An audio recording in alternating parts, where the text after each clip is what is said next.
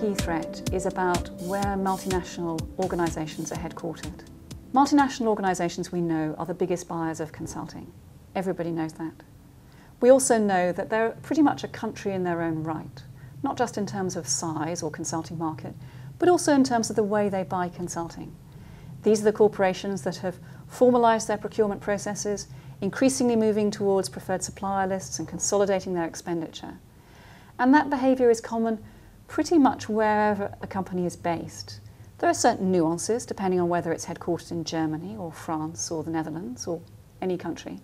But generally multinational corporations behave, so far as consulting is concerned, in a pretty similar way.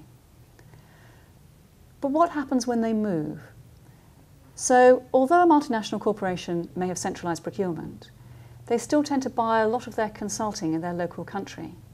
They'll be buying it there, it may be being delivered elsewhere in the world, but the procurement team tends to be based near the head office. So if the procurement team and the head office move, what does that do to the consulting industry?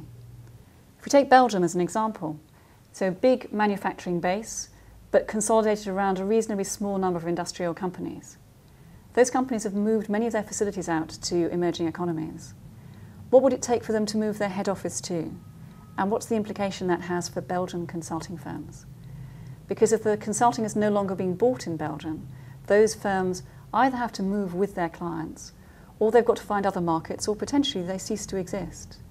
So it's a really extraordinary threat, perhaps not in the next 5 years, but in the next 10 years, for clients moving their head offices. At the moment, 108 of the global 2,000 companies are based in the UK, 64 of them are based in France.